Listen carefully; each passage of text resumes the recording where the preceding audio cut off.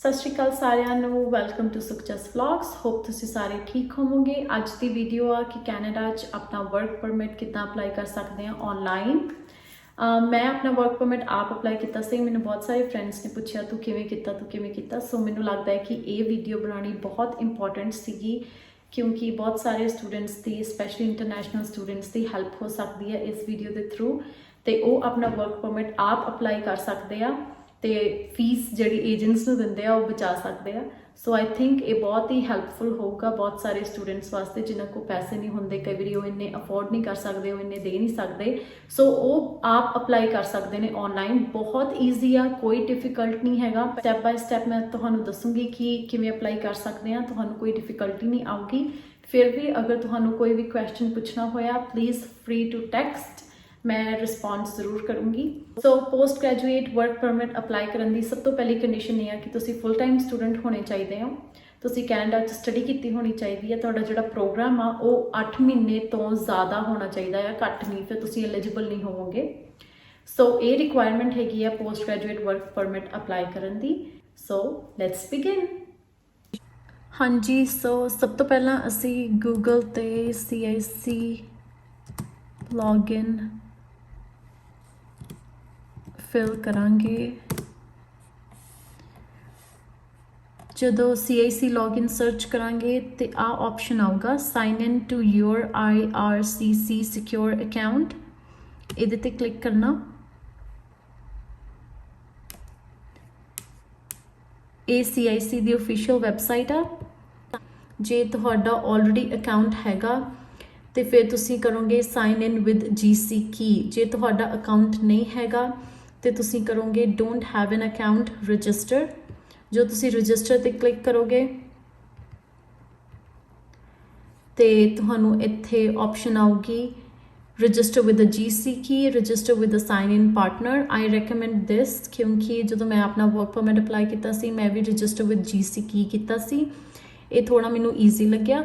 ਸੋ ਤੁਸੀਂ ਉਹਦੇ 'ਚ ਆਪਣਾ ਯੂਜ਼ਰ ਨੇਮ ਤੇ ਪਾਸਵਰਡ ਕ੍ਰੀਏਟ ਕਰਨਾ ਤੇ ਫਿਰ ਤੁਹਾਡਾ ਅਕਾਊਂਟ ਕ੍ਰੀਏਟ ਹੋ ਜਾਊਗਾ। ਜਦੋਂ ਤੁਹਾਡਾ ਅਕਾਊਂਟ ਕ੍ਰੀਏਟ ਹੋ ਗਿਆ ਉਦੋਂ ਤੁਸੀਂ ਜਾਓਗੇ ਸਾਈਨ ਇਨ ਵਿਦ GC ਕੀ। ਹੁਣ ਜਿਹੜਾ ਤੁਸੀਂ ਅਕਾਊਂਟ ਕ੍ਰੀਏਟ ਕੀਤਾ ਸੀ ਜਾਂ ਤੁਹਾਡੇ ਕੋਲ ਆਲਰੇਡੀ ਅਕਾਊਂਟ ਹੈਗਾ ਆ, ਤੁਸੀਂ ਆਪਣਾ ਯੂਜ਼ਰ ਨੇਮ ਤੇ ਪਾਸਵਰਡ ਫਿਲ ਕਰੋਗੇ ਐਂਡ ਦੈਨ ਸਾਈਨ ਇਨ ਕਰੋਗੇ। ਜਦੋਂ ਤੁਸੀਂ ਸਾਈਨ ਇਨ ਕਰੋਗੇ ਤੇ ਇਹ ਕੁਝ ਟਰਮਸ ਐਂਡ ਕੰਡੀਸ਼ਨਸ ਨੇ, ਇਹਦੇ 'ਚ ਤੁਸੀਂ ਕਰੋਗੇ ਆਈ ਐਕਸੈਪਟ। ਟਰਮਸ ਐਂਡ ਕੰਡੀਸ਼ਨਸ ਨੂੰ ਐਕਸੈਪਟ ਕਰਨ ਤੋਂ ਬਾਅਦ ਤੁਹਾਡੀ ਪ੍ਰੋਫਾਈਲ ਇੱਦਾਂ ਖੁੱਲੂਗੀ ਤੇ ਸਭ ਤੋਂ ਬਾਟਮ ਤੇ ਪ੍ਰੋਫਾਈਲ ਦੇ ਸਭ ਤੋਂ ਬਾਟਮ ਤੇ ਲਿਖਿਆ ਹੋਊਗਾ ਸਟਾਰਟ ਐਨ ਐਪਲੀਕੇਸ਼ਨ। ਉਹਦੇ 'ਚ ਤੁਸੀਂ ਆਪਸ਼ਨ ਕਲਿੱਕ ਕਰਨੀ ਆ apply to come to Canada. ਇਹਦੇ 'ਚ ਲਿਖਿਆ ਹੋਇਆ ਥੱਲੇ ਤੁਸੀਂ ਦੇਖ ਸਕਦੇ ਹੋ includes applications for visitor visa, work and study permits. ਇਹ ਸਾਰੀਆਂ ਐਪਲੀਕੇਸ਼ਨਸ ਇਸ ਆਪਸ਼ਨ ਦੇ ਵਿੱਚ ਹੈਗੀਆਂ ਨੇ। ਸੋ ਤੁਸੀਂ ਜਾਓਗੇ apply to come to Canada ਦੀ ਆਪਸ਼ਨ ਤੇ। ਉਸ ਤੋਂ ਬਾਅਦ ਆਪਸ਼ਨ ਤੁਸੀਂ ਦੇਖੋ please enter your personal reference code to begin your application.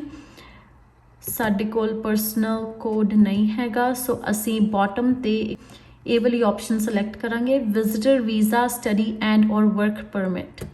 ਇਹਦੇ 'ਚੋਂ ਸਾਨੂੰ ਦੱਸਣਗੇ ਕਿ ਅਸੀਂ ਐਲੀਜੀਬਲ ਹੈਗੇ ਆ ਕਿ ਨਹੀਂ। ਸੋ ਫਰਸਟ ਕੁਐਸਚਨ ਆ what would you like to do in Canada. ਇੱਥੇ ਤੁਸੀਂ ਆਪਸ਼ਨ ਕਲਿੱਕ ਕਰੋਗੇ ਵਰਕ ਕਿਉਂਕਿ ਅਸੀਂ ਵਰਕ ਪਰਮਿਟ ਅਪਲਾਈ ਕਰ ਰਹੇ ਹਾਂ।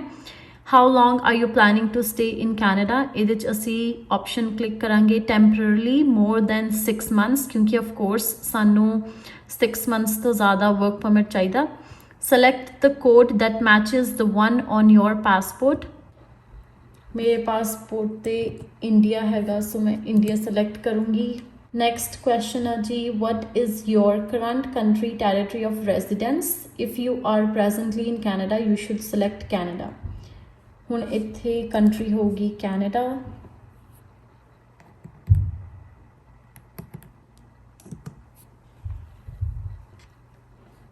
Next question, do you have a family member who is a Canadian citizen or permanent resident and is 18 years or older?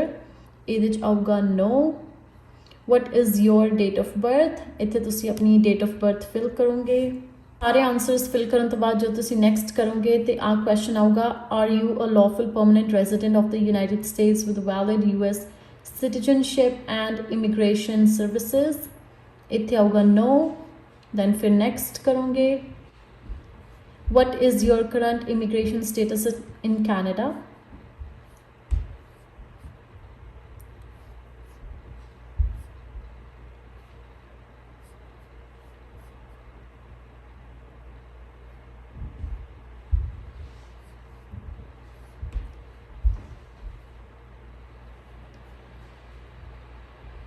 फिर तुसी next करोगे. So next question uh what is your current immigration status in Canada. इत्थे तुसी student दी option click करोगे क्योंकि right now तुहाडे कोल study permit आ. Then फिर next करोगे ते next question uh do you plan to work on campus. इहदे च आऊगा no. फिर next करोगे. So next question है are you a full-time student at a participating post-secondary institution and want to work off campus up to 20 hours per week. इत्थे तुसी लिखोगे no क्योंकि तुहाडी स्टडी ऑलरेडी डन हो गई है. Next question have you recently graduated from a participating Canadian post secondary institution for which your study programme was full time and a minimum of 8 months. Of course इत्थे असी select करांगे yes क्योंकि तुसी already study complete कर ली है. So next question है is your work an essential part of your studies example a co-op or internship programme. No इत्थे तुसी नो सिलेक्ट करोगे क्योंकि सानू कोई कोऑप इंटर्नशिप नहीं चाहिए. दैन नेक्स्ट करोगे. फिर नेक्स्ट क्वेश्चन है have you been told by an immigration refugees and citizenship Canada office that you are approved in principle for permanent residence in Canada. इत्थे तुसी लिखोगे नो. नेक्स्ट क्वेश्चन है have you submitted a permanent resident application in Canada. No not yet. So next question है what is your marital status. जे तुसी single हो तो single select करोगे. never married single. जे तुसी married हो married select करोगे. Then what is your province of destination. if visiting multiple provinces select the one in which you will be spending most of your time. केड़ी province होगी तुहाडी वो तुसी select करोगे. Then next so उन्होंने सानू results दिते ने कि तुसी एलिजिबल हो टैंपररी रेजिडेंट वीज़ा अप्लाई करन लई या post graduate work permit in Canada apply करन लई. सो सानू चाहिदा है पोस्ट ग्रेजुएट वर्क परमिट. आपां करांगे कंटिन्यू. अगेन कंटिन्यू करांगे. नेक्स्ट क्वेश्चन है do you have an official letter from your school that confirms you have completed your study program. इत्थे तुसी लिखोगे यस. दैन नेक्स्ट करोगे. So next question here, have you had a medical exam performed by an IRCC authorized panel physician with the last 12 months. इत्थे आऊगा no. Then next करोगे. Next question here, have you lived in a designated country or territory for more than 6 months in the last year. ये option है कि जिथे तुसी रहंदे हो जिवें कि कैनेडा ते जिथे दे तुसी सिटीजन हो जिवें कि इंडिया. उन्होंने दोनों कंट्रीज़ ਨੂੰ ਛੱਡ ਕੇ इंडिया ਤੇ कैनेडा ਨੂੰ ਛੱਡ ਕੇ कोई होर कंट्री च ਤੁਸੀਂ ਰਹੇ ਹੋ. मैं लिखूंगी no. And then next so next question है do you want to work in one of the following jobs. इन्हां च किसे च jobs अप्लाई करना चाਹੁੰਦੇ हो. then आऊगा no. फिर करोगे next. Do you want to submit an application for a family member. इत्थे तुसी करोगे no select.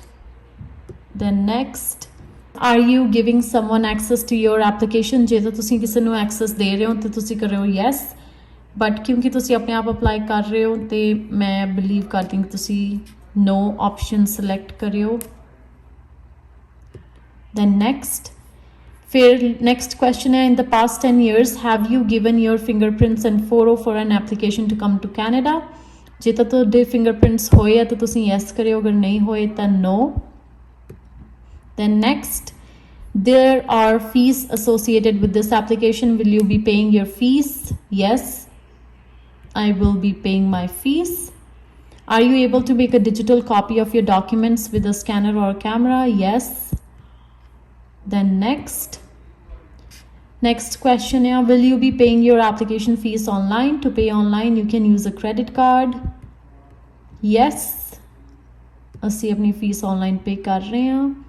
ਸੋ ਇੱਥੇ ਤੁਸੀਂ ਸਾਰੇ ਆਪਣੇ ਆਨਸਰਸ ਰਿਵਿਊ ਕਰ ਸਕਦੇ ਹੋ. ਜੇ ਤੁਹਾਨੂੰ ਲੱਗਦਾ ਕੋਈ ਆਨਸਰ ਤੁਸੀਂ ਗਲਤ ਕੀਤਾ ਆ ਜਾਂ ਤੁਸੀਂ ਕੋਈ ਚੇਂਜ ਕਰਨਾ ਆ ਤੁਸੀਂ ਇੱਥੇ ਐਡਿਟ ਦੀ ਆਪਸ਼ਨ ਆ, ਤੁਸੀਂ ਚੇਂਜ ਕਰ ਸਕਦੇ ਹੋ। ਤੇ ਜੇ ਸਾਰਾ ਕੁਝ ਠੀਕ ਹੈ ਫਿਰ ਤੁਸੀਂ ਸਿਲੈਕਟ ਕਰੋਗੇ ਕੰਟੀਨਿਊ, ਤੇ ਇੱਥੇ ਆਊਗਾ ਇਹ ਆਪਸ਼ਨ ਸਬਮਿਟਿੰਗ ਯੋਰ ਐਪਲੀਕੇਸ਼ਨ। ਇੱਥੇ ਉਹਨਾਂ ਨੇ ਸਟੈਪਸ ਦੱਸੇ ਹੋਏ ਨੇ ਕਿ ਕਿਹੜੇ ਸਟੈਪਸ ਨੇ। Step 1 is use your account. Step 2 save your application. Third upload your documents and pay your fees. ਇੱਥੇ ਅਸੀਂ ਫਿਰ ਕੰਟੀਨਿਊ ਕਰਾਂਗੇ। ਹੁਣ your document checklist, ਅਸੀਂ ਆਪਣੇ ਸਾਰੇ ਡਾਕੂਮੈਂਟਸ ਇੱਥੇ ਅਪਲੋਡ ਕਰਾਂਗੇ। ਇਹ ਫਾਰਮ ਸਾਨੂੰ ਫਿਲ ਕਰਨਾ ਪੈਣਾ ਆ ਤੇ ਫਿਰ ਫਿਲ ਕਰਕੇ ਅਸੀਂ ਇੱਥੇ ਅਪਲੋਡ ਕਰਾਂਗੇ। ਜਦੋਂ ਤੁਸੀਂ ਸਾਰੇ ਡਾਕੂਮੈਂਟਸ ਅਪਲੋਡ ਕਰੋਗੇ ਇੱਥੇ ਸਾਰੇ ਗ੍ਰੀਨ ਆ ਜਾਣਗੇ ਕਿ ਅਪਲੋਡਡ ਐਵੇਂ ਆ ਜਾਊਗਾ। ਹੁਣ ਕਿਹੜੀ ਚੀਜ਼ ਤੁਸੀਂ ਅਪਲੋਡ ਕਰਨੀ ਹੈ ਜਿਹੜੀ ਇੰਪੋਰਟੈਂਟ ਆ। ਇੱਕ ਤਾਂ ਆ ਫਾਰਮ ਇੰਪੋਰਟੈਂਟ ਆ, ਇਹ ਤੁਸੀਂ ਫਿਲ ਕਰਕੇ, ਇਹ ਵੀ ਮੈਂ ਤੁਹਾਨੂੰ ਦੱਸੂਗੀ ਅੱਗੇ ਕਿ ਕਿਵੇਂ ਫਿਲ ਕਰਨਾ ਹੈ। ਇਹ ਫਿਲ ਕਰਕੇ ਤੁਸੀਂ ਅਪਲੋਡ ਕਰੋਗੇ। ਨੈਕਸਟ ਜਿਹੜਾ ਡਾਕੂਮੈਂਟ ਆ ਤੁਸੀਂ ਅਪਲੋਡ ਕਰਨਾ ਰੀਸੈਂਟ ਐਜੂਕੇਸ਼ਨ ਟ੍ਰਾਂਸਕ੍ਰਿਪਟ। ਇਹਦੇ 'ਚ ਤੁਸੀਂ ਆਪਣੀ ਟ੍ਰਾਂਸਕ੍ਰਿਪਟ ਅਪਲੋਡ ਕਰੋਗੇ। ਸਟੱਡੀ ਕੰਪਲੀਟ ਹੋਣ ਤੋਂ ਬਾਅਦ ਜਿਹੜੀਆਂ ਤੁਹਾਨੂੰ ਟ੍ਰਾਂਸਕ੍ਰਿਪਟਸ ਮਿਲੀਆਂ ਨੇ ਉਹ ਤੁਸੀਂ ਅਪਲੋਡ ਕਰੋਗੇ। ਜੇ ਤੁਹਾਨੂੰ ਨਹੀਂ ਕੁਝ ਪਤਾ ਲੱਗਦਾ ਤੁਸੀਂ ਇਨਸਟਰਕਸ਼ਨਸ 'ਤੇ ਜਾ ਸਕਦੇ ਹੋ। ਆਹ ਦੇਖੋ ਇਹਨਾਂ ਨੇ ਇਨਸਟਰਕਸ਼ਨਸ ਵੀ ਦਿੱਤੀਆਂ ਹੋਈਆਂ ਨੇ ਕਿ ਤੁਸੀਂ ਕੀ ਚੀਜ਼ ਅਪਲੋਡ ਕਰਨੀ ਆ, ਉਹਦੇ ਬਾਰੇ ਇਨਫੋਰਮੇਸ਼ਨ ਦਿੱਤੀ ਹੋਈ ਹੈ। ਨੈਕਸਟ ਡਾਕੂਮੈਂਟ ਹੈਗਾ completion of your studies letter. ਇਹ ਤੁਸੀਂ ਉਹ ਲੈਟਰ ਅਪਲੋਡ ਕਰਨੀ ਹੈ ਜਿਹੜੀ ਤੁਹਾਡੀ ਉਹਨਾਂ ਨੇ ਕਾਲਜ ਵਾਲਿਆਂ ਨੇ ਤੁਹਾਨੂੰ ਕੰਪਲੀਸ਼ਨ ਦੀ ਲੈਟਰ ਸੈਂਡ ਕਰਨੀ ਹੈ, ਈਮੇਲ ਜਾਂ ਮੇਲ ਜਿੱਦਾਂ ਵੀ ਉਹ ਕਰਨਗੇ। ਉਹਦੀ ਫੋਟੋਕਾਪੀ ਅਪਲੋਡ ਕਰਨੀ ਹੈ। ਉਹਦੇ 'ਚ ਲਿਖਿਆ ਹੋਊਗਾ ਕਿ ਤੁਸੀਂ ਆਪਣੀ ਸਟੱਡੀ ਕੰਪਲੀਟ ਕਰ ਲਈ, ਆਪਣਾ ਪ੍ਰੋਗਰਾਮ ਕੰਪਲੀਟ ਕਰ ਲਿਆ ਆ। ਉਹ ਲੈਟਰ ਕਾਲਜ ਵੱਲੋਂ ਹੋਊਗੀ ਤੇ ਉਹ ਤੁਸੀਂ ਇੱਥੇ ਅਪਲੋਡ ਕਰਨੀ ਹੈ। ਨੈਕਸਟ ਡਾਕੂਮੈਂਟ ਹੈਗਾ ਤੁਸੀਂ ਪਾਸਪੋਰਟ। ਇਹਦੇ 'ਚ ਤੁਸੀਂ ਆਪਣਾ ਪਾਸਪੋਰਟ ਅਪਲੋਡ ਕਰਨਾ ਹੈ। ਪਾਸਪੋਰਟ ਦੀ ਫਰੰਟ ਐਂਡ ਬੈਕ ਜ਼ਰੂਰ ਅਪਲੋਡ ਕਰਿਓ ਤੁਸੀਂ। ਫਰੰਟ ਪੇਜ ਤੇ ਬੈਕ ਪੇਜ, ਸਭ ਤੋਂ ਲਾਸਟ ਤੇ ਜਿਹੜਾ ਹੁੰਦਾ ਪੇਜ, ਉਹ ਤੁਸੀਂ ਅਪਲੋਡ ਕਰਨਾ।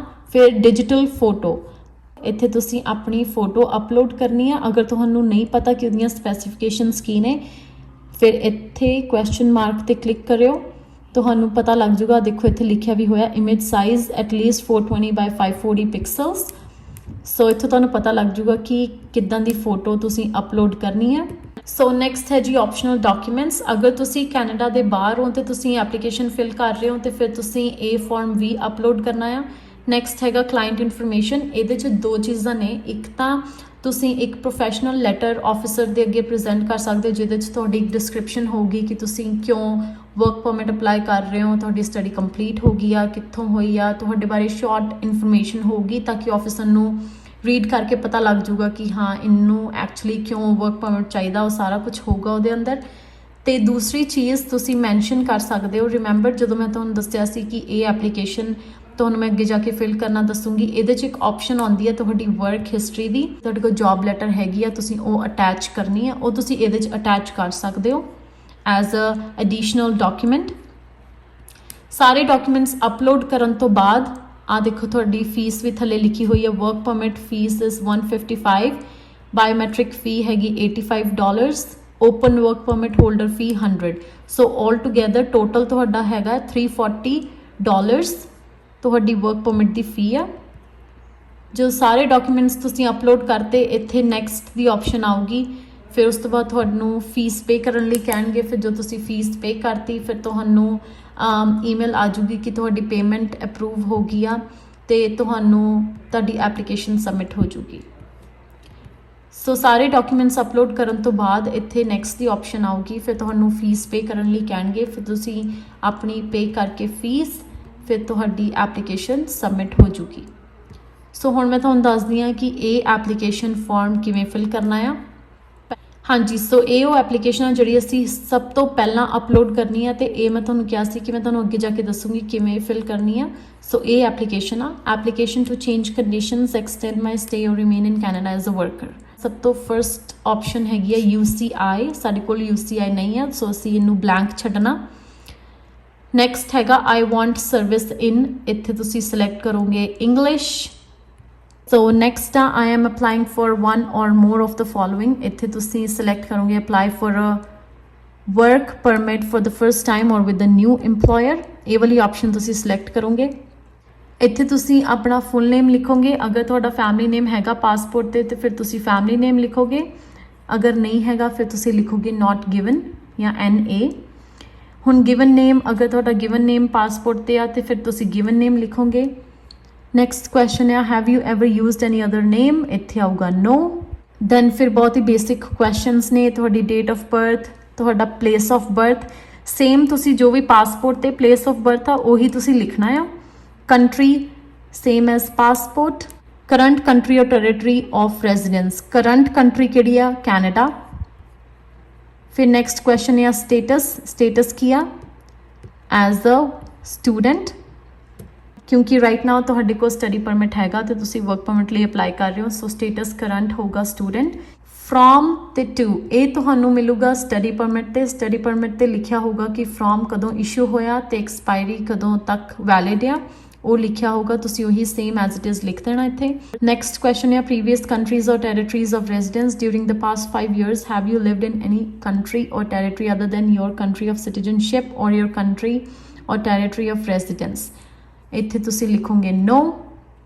ਨੈਕਸਟ ਆਊਗਾ your marital status, if you are married or in a common law relationship provide the details, ਜੇ ਤੁਸੀਂ ਮੈਰਿਡ ਨਹੀਂ ਹੋ ਤਾਂ ਸਿੰਗਲ ਦੀ ਆਪਸ਼ਨ ਕਲਿੱਕ ਕਰੋਗੇ, ਜੇ ਤੁਸੀਂ ਮੈਰਿਡ ਹੋ ਤਾਂ ਫਿਰ ਇੱਥੇ ਆਪਣੇ ਪਾਰਟਨਰ ਦੀ ਇਨਫੋਰਮੇਸ਼ਨ ਵੀ ਸਿਲੈਕਟ ਕਰੋਗੇ, ਉਹਦਾ ਨਾਮ, ਉਹਦਾ ਫੈਮਿਲੀ ਨੇਮ, ਗਿਵਨ ਨੇਮ, ਕਦੋਂ ਤੁਹਾਡਾ ਵਿਆਹ ਹੋਇਆ, ਉਹ ਸਾਰਾ ਕੁਝ ਤੁਸੀਂ ਮੈਂਸ਼ਨ ਕਰੋਗੇ।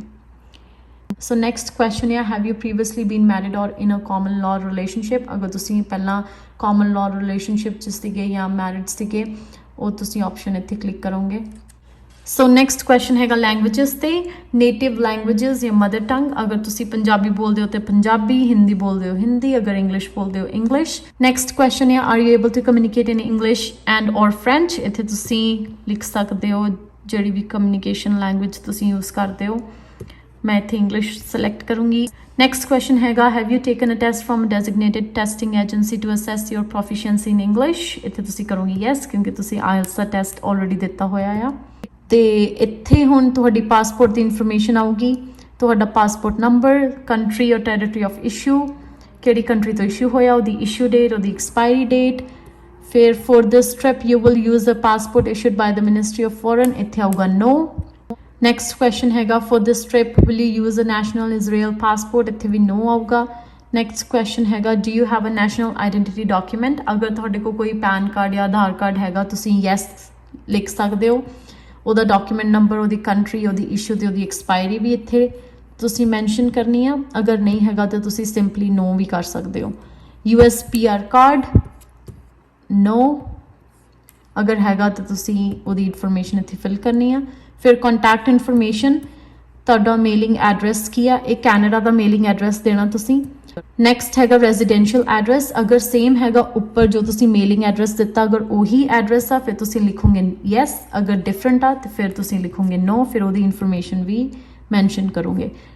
ਟੈਲੀਫੋਨ ਨੰਬਰ, ਇੱਥੇ ਤੁਹਾਡਾ ਨੰਬਰ ਆਊਗਾ, ਫਿਰ ਆਲਟਰਨੇਟ ਟੈਲੀਫੋਨ ਨੰਬਰ, ਅਗਰ ਤੁਹਾਡੇ ਕੋਲ ਕੋਈ ਦੂਸਰਾ ਫੋਨ ਨੰਬਰ ਵੀ ਹੈਗਾ ਉਹ ਵੀ ਤੁਸੀਂ ਮੈਂਸ਼ਨ ਕਰੋਗੇ।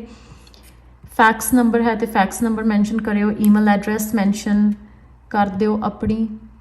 ਦੈਨ ਨੈਕਸਟ ਕੁਐਸਚਨ ਹੈਗਾ date and place of your original entry to Canada, ਤੁਸੀਂ ਜਦੋਂ ਫਸਟ ਟਾਈਮ ਕੈਨੇਡਾ ਤੇ ਆਏ ਸੀਗੇ ਕਿਹੜੀ ਡੇਟ ਨੂੰ ਆਏ ਸੀ ਉਹ ਡੇਟ ਮੈਂਸ਼ਨ ਕਰਨੀ ਹੈ ਤੇ ਕਿਹੜੀ ਪਲੇਸ ਤੇ ਆਏ ਸੀ, ਅਗਰ ਟੋਰਾਂਟੋ ਆਏ ਸੀ ਤੇ ਇੱਥੇ ਟੋਰਾਂਟੋ ਪੀਅਰਸਨ 에ਅਰਪੋਰਟ ਲਿਖ ਸਕਦੇ ਹੋ ਜਾਂ ਸਿੰਪਲੀ ਟੋਰਾਂਟੋ ਵੀ ਲਿਖ ਸਕਦੇ ਹੋ, ਅਗਰ ਵੈਨਕੂਵਰ ਆਏ ਸੀ ਵੈਨਕੂਵਰ ਲਿਖ ਸਕਦੇ ਹੋ। Next question the original purpose for coming to Canada, ਇੱਥੇ ਤੁਸੀਂ ਮੈਂਸ਼ਨ ਕਰਨਾ ਸਟੂਡੈਂਟ, ਕਿਉਂਕਿ ਤੁਸੀਂ ਐਜ਼ ਅ ਸਟੂਡੈਂਟ ਇੱਥੇ ਕੈਨੇਡਾ 'ਚ ਐਂਟਰੀ ਲਈ ਸੀ। Date and place of your most recent entry to Canada, if not the same as original entry, ਅਗਰ ਤਾਂ ਤੁਸੀਂ ਹੁਣ ਤੱਕ ਇੰਡੀਆ ਜਾ ਕੇ ਹੋ ਆਏ ਹੋ, ਫਿਰ ਜਦੋਂ ਤੁਸੀਂ ਇੰਡੀਆ ਤੋਂ ਦੁਬਾਰਾ ਵਾਪਸ ਆਏ ਸੀਗੇ ਉਹਦੀ ਡੇਟ ਇੱਥੇ ਆਊਗੀ ਤੇ ਪਲੇਸ ਕਿੱਥੇ ਉਤਰੇ ਸੀ। ਅਗਰ ਤੁਸੀਂ ਜਦੋਂ ਦੇ ਕੈਨੇਡਾ ਆਏ ਹੋ ਤੁਸੀਂ ਇੱਕ ਵਾਰ ਵੀ ਇੰਡੀਆ ਨਹੀਂ ਗਏ ਫਿਰ ਤੁਹਾਡੀ ਡੇਟ ਸੇਮ ਹੀ ਰਹੂਗੀ, ਫਿਰ ਤੁਹਾਨੂੰ ਇੱਥੇ ਕੁਝ ਵੀ ਮੈਂਸ਼ਨ ਕਰਨ ਦੀ ਲੋੜ ਨਹੀਂ। ਨੈਕਸਟ ਕੁਐਸਚਨ ਹੈ ਜੀ if applicable provide the document number of the most recent visitor record, study permit, work permit or temporary resident permit issued to you, ਅਗਰ ਤੁਹਾਡੇ ਕੋਲ ਕੋਈ ਰੀਸੈਂਟ ਵਿਜ਼ਿਟਰ ਰੈਕਡ ਹੈਗਾ ਜਾਂ ਤੁਹਾਡੇ ਕੋਲ ਸਟੱਡੀ ਪਰਮਿਟ ਹੈਗਾ ਰੀਸੈਂਟ, ਉਹਦਾ ਨੰਬਰ ਤੁਸੀਂ ਡਾਕੂਮੈਂਟ ਨੰਬਰ ਇੱਥੇ ਮੈਂਸ਼ਨ ਕਰਨਾ। ਨੈਕਸਟ ਕੁਐਸਚਨ ਹੈ what type of work permit are you applying for, ਤੁਸੀਂ ਕਿਹੜੇ ਟਾਈਪ ਦਾ ਵਰਕ ਪਰਮਿਟ ਅਪਲਾਈ ਕਰ ਰਹੇ ਹੋ, ਇੱਥੇ ਆਊਗਾ post graduation work permit. Next question ਹੈਗਾ details of my prospective EMPLOYER, ਇੱਥੇ ਤੁਸੀਂ ਕੁਝ ਵੀ ਫਿਲ ਨਹੀਂ ਕਰਨਾ। ਫਿਰ ਇੰਟੈਂਡਡ ਲੋਕੇਸ਼ਨ ਆਫ EMPLOYMENT, ਇੱਥੇ ਵੀ ਕੁਝ ਫਿਲ ਨਹੀਂ ਕਰਨਾ ਕਿਉਂਕਿ ਤੁਹਾਨੂੰ ਨਹੀਂ ਪਤਾ ਕਿ ਤੁਸੀਂ ਕਿੱਥੇ ਕੰਮ ਕਰਨਾ ਹਜੇ, so you don't have a proper address, so ਤੁਸੀਂ ਕੁਝ ਨਹੀਂ ਫਿਲ ਕਰਨਾ। My occupation in Canada will be, ਤੁਹਾਨੂੰ ਨਹੀਂ ਪਤਾ, ਸੋ ਤੁਸੀਂ ਇੱਥੇ ਕੁਝ ਵੀ ਫਿਲ ਨਹੀਂ ਕਰਨਾ।